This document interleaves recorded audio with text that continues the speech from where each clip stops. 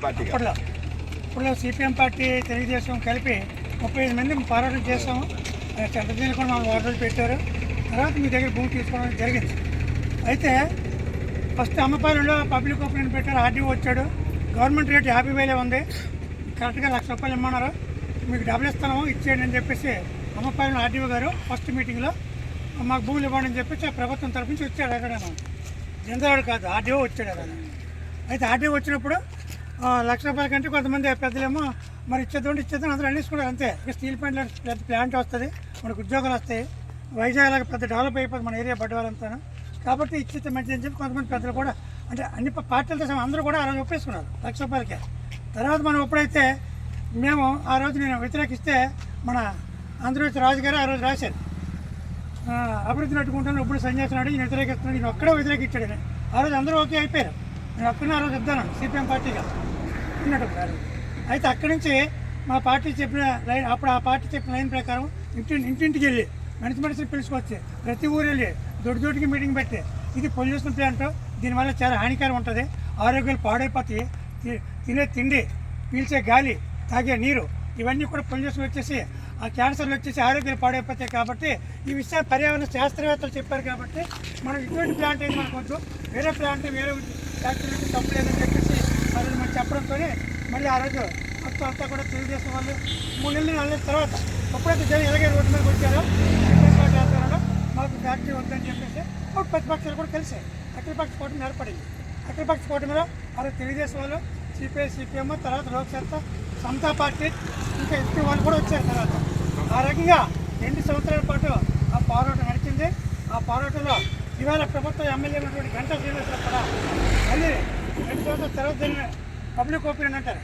అప్పుడు ఏమంటే ఇది అందరూ వద్దంటున్నారు కదా, మళ్ళీ ప్రజాప్రతినిధి పెట్టాలని చెప్పేసి జాయింట్ కలెక్టర్, పర్యావరణ శాస్త్రవేత్తలు వచ్చి మళ్ళీ నవోదయ పెట్టారు.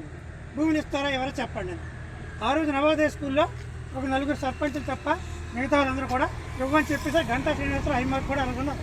ఆ పోరాటం ఆ రోజు తెలుగుదేశం పోరాటం మాతో పాటు కలిపి కమ్యూనిస్టులతో కలిపి ఆ పోరాటం అయిన తర్వాత మరి 99% భూములు ఇవ్వమని చెప్పేశారు అని చెప్పేసి జాయింట్ కలెక్టర్ అనౌన్స్ చేశాడు ఆ పబ్లిక్ మీటింగ్లో.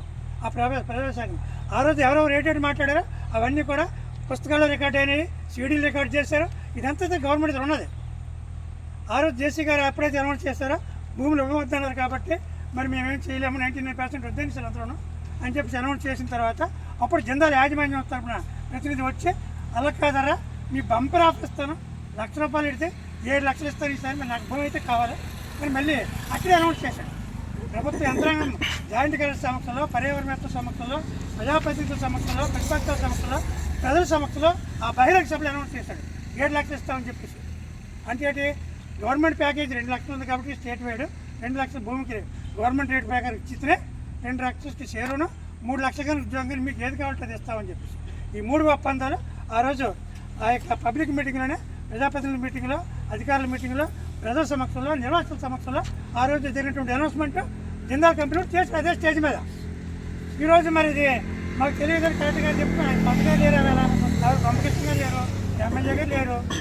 ఆ రోజు మేము ఉన్నాము, మేము కొంతమంది పెద్దలు ఉన్నారు. ఆ రోజు ప్రతిపక్షం హైమవుతుంది. అయితే మరి ఆ రోజు ఆ రకంగా అనౌన్స్ చేసిన తర్వాత భూములు ఎప్పుడైతే రిజిస్ట్రేషన్ చేసుకుంటా ఆ రోజే భూములు మీకు మీద ఆ నష్టపరిహారం 7 లక్షలు ఇవ్వాలి. ఇవ్వకపోగా మరి ఇప్పుడు వచ్చి 18 సంవత్సరాలు అయిపోయింది. మరి ఈ 18 సంవత్సరాల పీరియడ్లో ఆ యొక్క 7 లక్షలకి ఇప్పుడు ఈ 18 ఏళ్ళ ఇంచుమించు ఒక 25 లక్షలకు 50 లక్షలు అయి ఉంటుంది వడ్డీ చేసుకున్నాడు. కానీ ఈరోజు ఇక్కడ భూమి ₹1,00,00,000 పలుకుతుంది. ఇప్పుడు ఆ జిందాల్ కంపెనీ కూడా ₹1,00,00,000 అమ్ముకోవడానికి వేరే కంపెనీకి సిద్ధపడ్డాడు.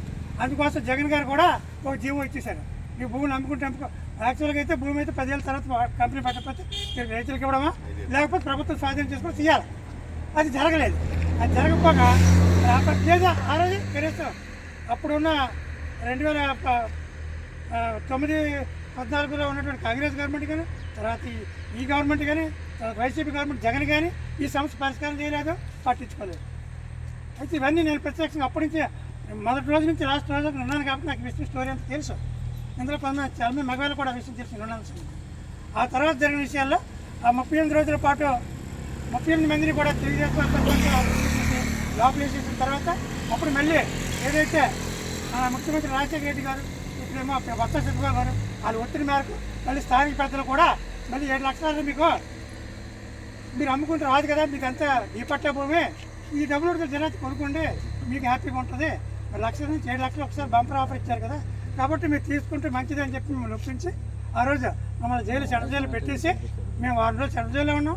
తర్వాత 2 సంవత్సరాల పాటు ఎస్కోట్ కోర్టు తిరిగాం మేము. నేను ఆ తర్వాత నేను వైజాగ్ వెళ్ళిపోయాను మా పిల్లల చదువుల కోసం, అక్కడి నుంచి తిరిగాను కోర్టు 2 సంవత్సరాలు. నేను కాకిదేవడం ఇంకొక కేసు మా ఇద్దరికి ఎంఆర్ఓని గేట్ దగ్గర ఆపేసామని చెప్పేసి నా మీద 2 కేసులు ఉండేవి అప్పుడు. అయితే ఈ సందర్భంగా చెప్పొచ్చు ఏంటంటే మేము జైలుకి వెళ్ళిపోయిన తర్వాత ఆ వారం రోజులు ఇక్కడ అందరూ పెద్దలందరూ కూడా 7 లక్షలు కదా బంపర్ ఆఫర్ కదా తప్పే ఉంది ఇచ్చేయండి ఇచ్చేసారు.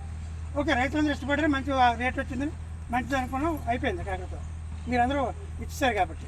అయితే ఇప్పుడు జరగాల్సింది ఏంటి, 18 ఏళ్ళు జరిగిన నష్టానికి ₹1 భూమి వాల్యూ పెరిగినప్పుడు ఈరోజు మరి మీకేమో మీ నష్టపరిహారం మీకు ఇవ్వడానికి ఆ ఒప్పందాలు కనీసం అమలు చేయాలి కదా. 2 లక్షలు గవర్నమెంట్ ఇవ్వడం ఉంది, 2 లక్షలు సీఆర్ అన్నాడు అంటే 4 లక్షలు కదా దాని లెక్క. 4 లక్షలకైనా కనీసం ఆయన ఇవాళ వరకు ఇవ్వలేదు కాబట్టి 2 లక్షల అందులో వాటా ఉన్నట్టే కదా. ఆ 2 లక్షలు మనకి ఇచ్చాడమ్మా, ఇంకో 2 లక్షలు మన దాడి ఉండిపోయింది అంటే 2 లక్షలు 4 లక్షల ఎకరా భూమి చెరువు వాటా ఉన్నట్టే. ఇవాళ ₹1 అమ్మితే చెరువు 6 ఎకరాలు ఉన్నట్టే, 50 లక్షలు ఉన్నట్టే. మరి ఆ పరిస్థితి ఇవాళ ఉంది కాబట్టి కంపెనీకి ఏటి నష్టం. ఇందులో ప్రభుత్వం అయితే ఏమాత్రం నా పెట్టాల్సిన పని లేదు. కంపెనీ యాజమాన్యం ముట్టుకుంటే నిర్వాసన కావాల్సింది ఇవ్వాలి. ఈ రకంగా వచ్చినప్పుడు మరి ఈ మధ్యకాలంలో మరి కోట నాయకులు కూడా జరిగింది. ఇంకా ఆ పరిష్కారం అవ్వలేదు, ఎందుకు కారణాలు చేస్తామని చెప్పేసి ఆ పార్టీ అధిష్టానంతో మేము మాట్లాడాం. మరి అయితే మీరు కూడా నిర్వాసన మద్దతుగా వెళ్ళండి, మాట్లాడండి, వాళ్ళ కష్టకాలు తెలుసుకుని రండి, మనం పవన్ కళ్యాణ్ గారు చెప్పుదామని చెప్పి మా అధిష్టానం కూడా చెప్పడంతో ఇవాళ మీకు ఆ విషయం చెప్పడం కోసం వచ్చాం. మీకు మద్దతుగా ఈ ఏదైతే జనరల్ కంపెనీ యాజమాన్యం ప్రభుత్వ అధికారుల సమక్షంలో ప్రకటన చేశారో ఆ ప్యాకేజ్ అంతా కూడా అమలు చేయాలి. అమలు చేయడంతో పాటు మరి ఏదైతే ప్రభుత్వం ఇవాళ మరి గత ప్రభుత్వం కంపెనీలు పెట్టలేదు, మీకు నష్టపరిహారం ఇవ్వలేదు, అలాగే భూములు కూడా తిరిగి కంపెనీకి అనుగుణంగా రక్షించారు గత ప్రభుత్వం, జగన్ ప్రభుత్వం. కాబట్టి మిమ్మల్ని ఏదో కడుపుడి శ్రీనివాసరావు చెప్తున్నారు, మేము గొప్ప ప్యాకేజీ మా జిల్లా సచివ గారు చెప్పి వైఎస్ రాజశేఖర్ మంచి ప్యాకేజ్ ఇప్పించారని వాళ్ళు ఇప్పించలేదు. మనం పోరాడితే వచ్చింది, మనం ఉద్యానం కాబట్టి 7 లక్షలు పెట్టించారు, లేదా ₹1,00,000 ముందు ఇచ్చేస్తున్నాం కదా. మనం ఉద్యానం కాబట్టి 7 లక్షలు వచ్చింది వేళ, మీరందరూ పోరాడితే ఆ 7 లక్షలు కూడా ప్రకటన చేశారు వేళ. అంతే తప్ప సత్యబాబు గారు రాజశేఖర రెడ్డి గారు ఒప్పించేసి ఆయన ఏదో జెండాలు ఒప్పించి మనకి ఇచ్చి లేదు. మన ఉద్యానం అయితే నాకు 7 లక్షలు ఇచ్చివ్వమని చెప్పినాడు, అంతే జరిగింది. కాబట్టి గత వైసీపీ ప్రభుత్వం లేకపోతే ఆనాడు రాజశేఖర ప్రభుత్వం మీకు న్యాయం చేయలేదు. ఇవాళ కూటమి ప్రభుత్వం చేస్తున్న ఆశిస్తే మీరు ఉన్నారు.